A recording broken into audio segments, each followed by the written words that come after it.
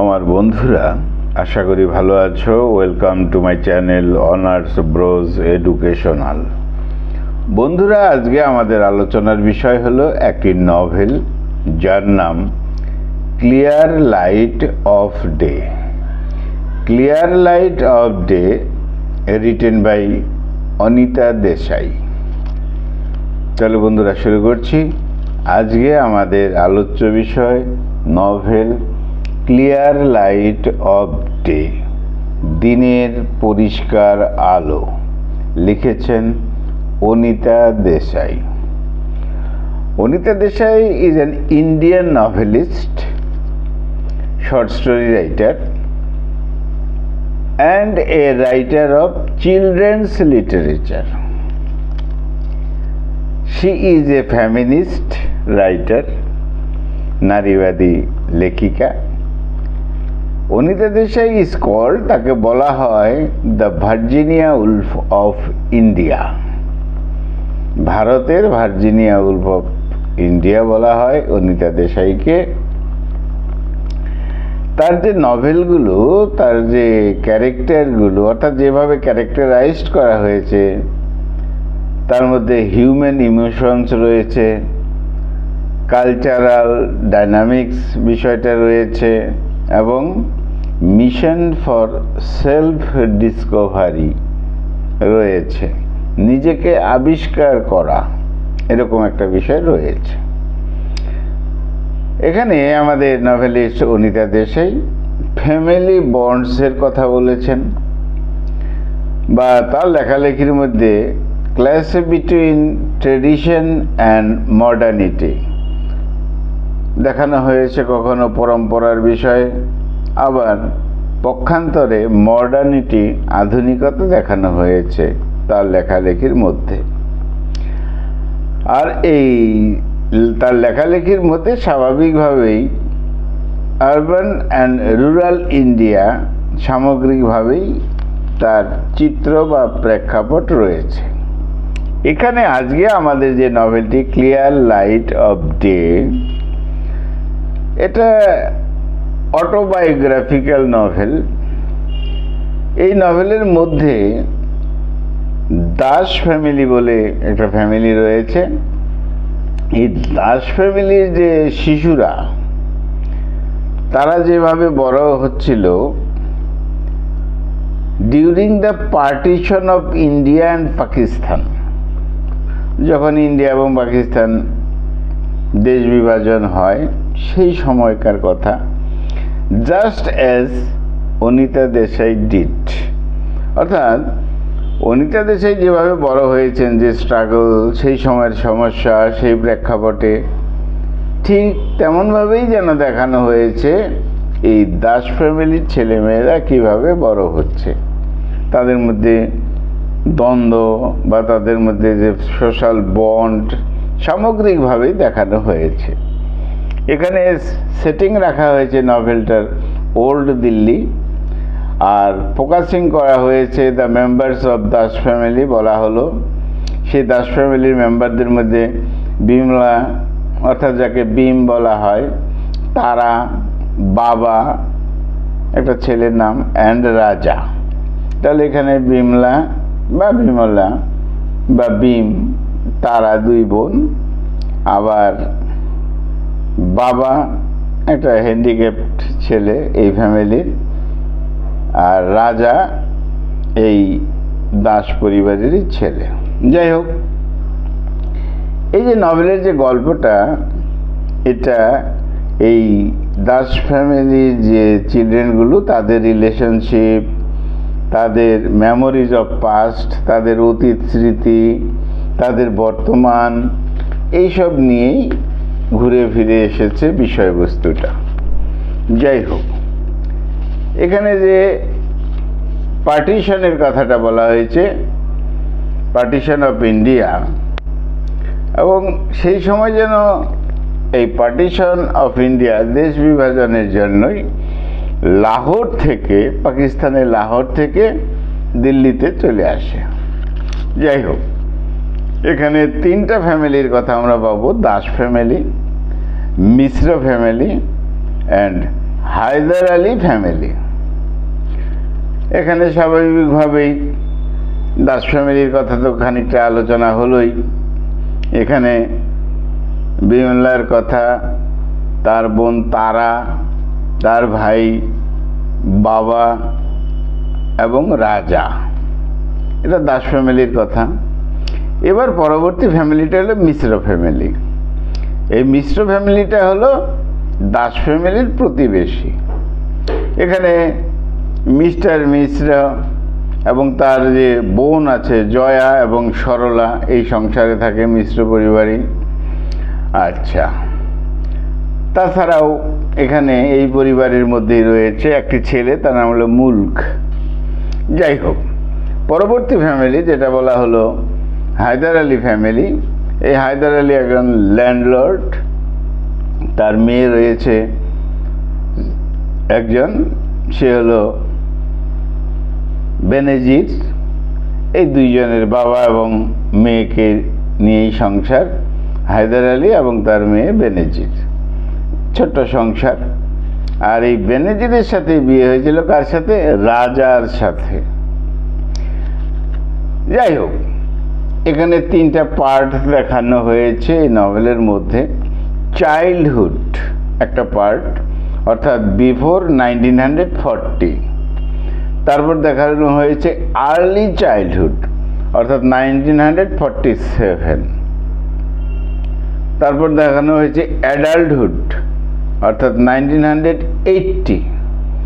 তারপর দেখানো হয়েছে মূলত লেটার অ্যাডাল্টহুড, অর্থাৎ 1980 অনওয়ার্ডস। এইভাবেই ভাগ করা হয়েছে according to the children of Das family, তাদের উপর ভিত্তি করেই। যাই হোক, mister and Mrs Das were not closed with their children, তাদের শিশুদের সাথে ততটা ক্লোজ ছিল না। তার জন্যই their death had little impact on their children. সেই জন্য মিস্টার মিসেস দাস যখন মারা যান, তার একটা বিশেষ ছাপ, বিষাদের ছাপ যেন শিশুদের মনের মধ্যে পড়ল না। যাই হোক, এখানে সিস্টার অ্যান্ড ব্রাদার বিমলা এবং রাজা ওয়ার ভেরি ক্লোজড। এক সময় তারা খুব ক্লোজড ছিল, ঘনিষ্ঠ ছিল ইন দেয়ার চাইল্ডহুডে, শৈশবকালে। কিন্তু পরে দেখা গেল Raja is detached from his family, Raja ফ্যামিলির থেকে আলাদা হয়ে যাচ্ছে। They make distance in their adulthood. শৈশবে বিমলার সাথে, অর্থাৎ বোনের সাথে, রাজার সাথে ভালো সম্পর্ক ছিল ভাই বোনের, কিন্তু পরে দেখা গেল দে মেক ডিস্টেন্স, তারা দূরত্ব হয়ে যাচ্ছে ইন দেয়ার অ্যাডাল্টহুডে, যখন তারা বয়স্ক হয়েছে, পরিণত হয়েছে। যাই হোক, এদিকে বিমলা, সে তো সব থেকে বড় মেয়ে ওই দাস ফ্যামিলির, টিচার, ইতিহাসের টিচার, যথেষ্ট রেসপন্সিবল, দায়িত্ববান। সে স্যাক্রিফাইস করে দিয়েছে, বিসর্জন করে দিয়েছে। She sacrifices her life in the name of family. পরিবারের ভালোর জন্য, মঙ্গলের জন্য এই বিমলা কী করেছে? বিয়ে তো করেইনি, অবিবাহিতা। সে তার নিজের জীবনটা এইভাবে বিসর্জন দিয়েছে, ত্যাগ করেছে। সে সবসময় নিজের ফ্যামিলির কথা নিয়েই ভাবত। অর্থাৎ এখানে একটা সামাজিক প্রেক্ষাপট রয়েছে সেই সময়ের। যাই হোক, বিশেষ করে এই Bimala, she cares for her handicapped brother বাবা, ছোট ভাই যার নাম বাবা, হ্যান্ডিক্যাপ্ট ছিল সে, এই ছেলেটি, বাবার ছেলেটি, তাকে যত্ন নিতে হতো, কেয়ার করতে হতো। আর রাজা তো অ্যাম্বিশাস ইয়াং ম্যান, যথেষ্ট অলিক স্বপ্ন নিয়েই তার চলা।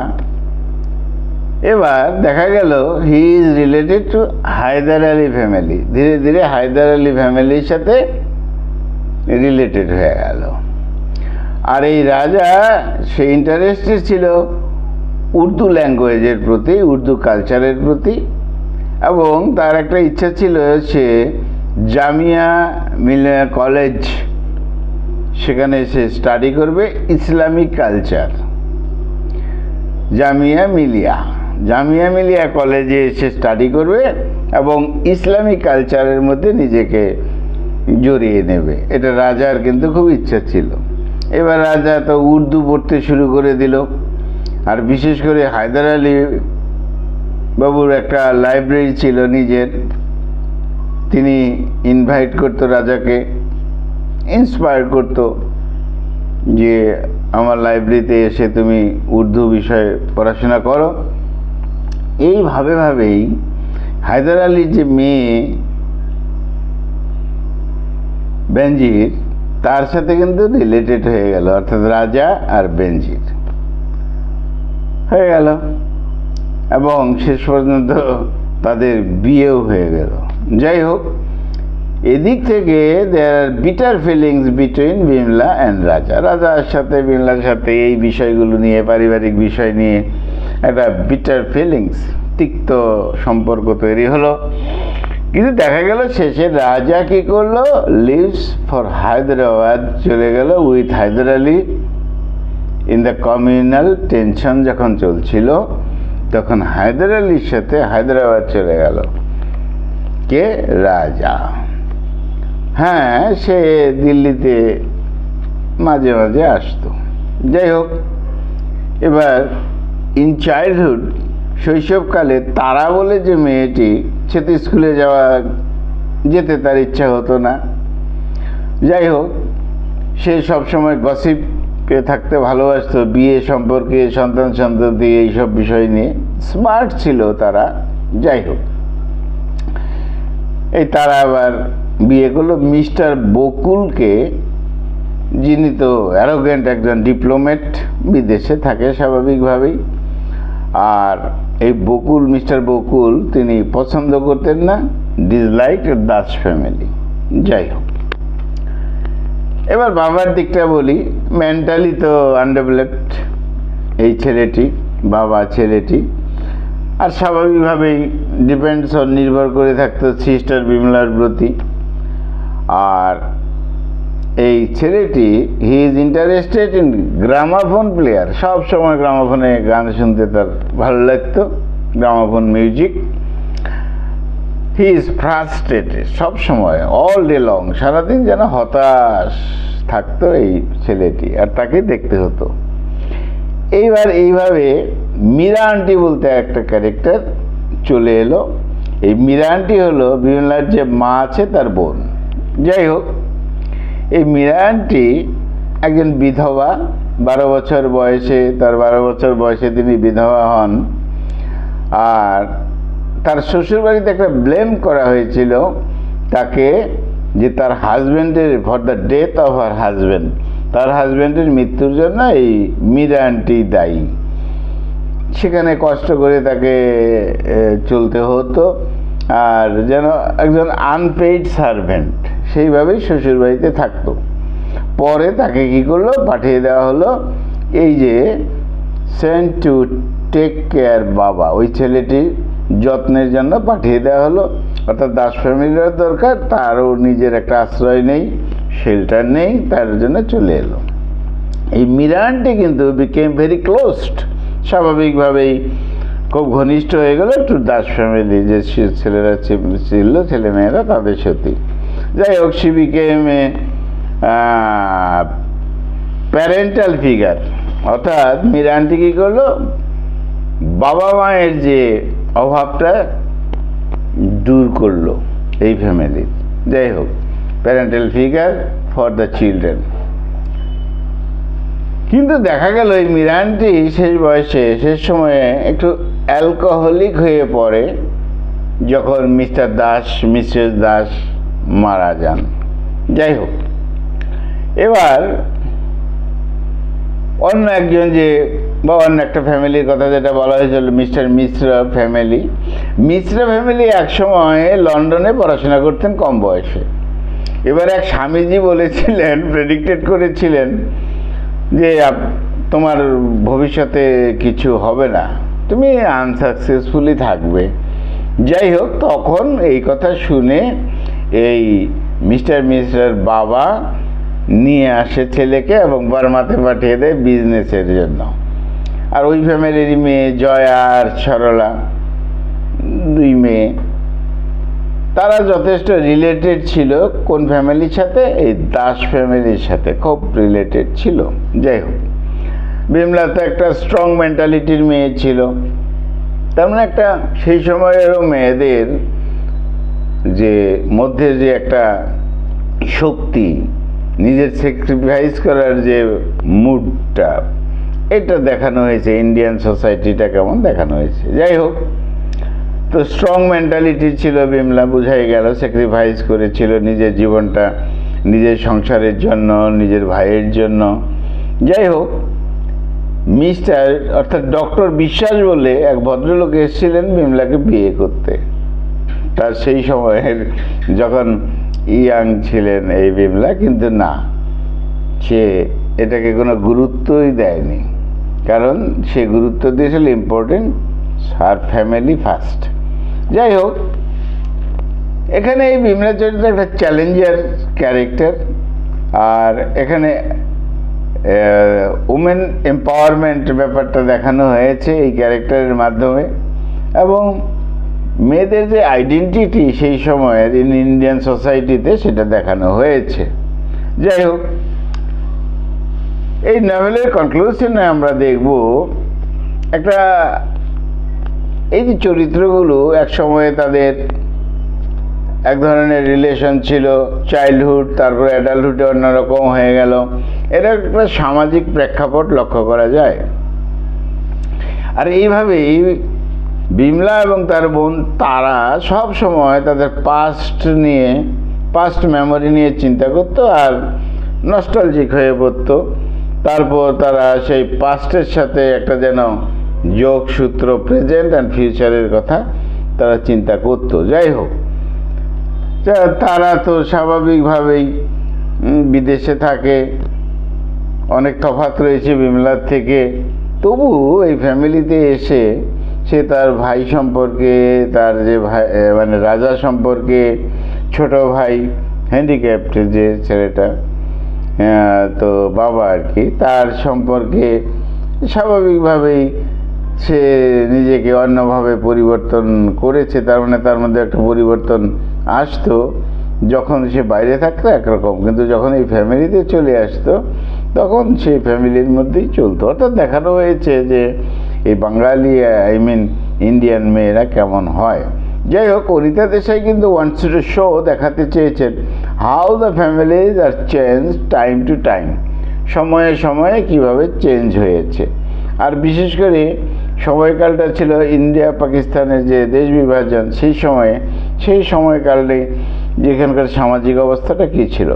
তাহলে এই ক্লিয়ার লাইট অফ ডে এই নভেলটা দেখাচ্ছে কি, যে অতীতটা, ইন্ডিয়ান সোসাইটির যে অতীত, যে পরম্পরা, যে ট্রেডিশন, সেটা যেন কন্টিনিউ করে এবং নতুনভাবে চেঞ্জিং হয়ে সেটা প্রেজেন্ট অ্যান্ড ফিউচারের পথে চলে। তো বন্ধুরা, স্বাভাবিকভাবেই এই ছিল আমাদের আজকের আলোচনার বিষয়, ক্লিয়ার লাইট অফ ডে। ভারতীয় একটা চিত্র, সামাজিক চিত্র, পরিবারের চিত্র, সেখানকার ছেলে মেয়েদের মানসিক অবস্থা, তাদের স্যাক্রিফাইস, তাদের আইডেন্টিটি, তাদের স্ট্রাগল, তাদের সব কিছু তুলে ধরা হয়েছে।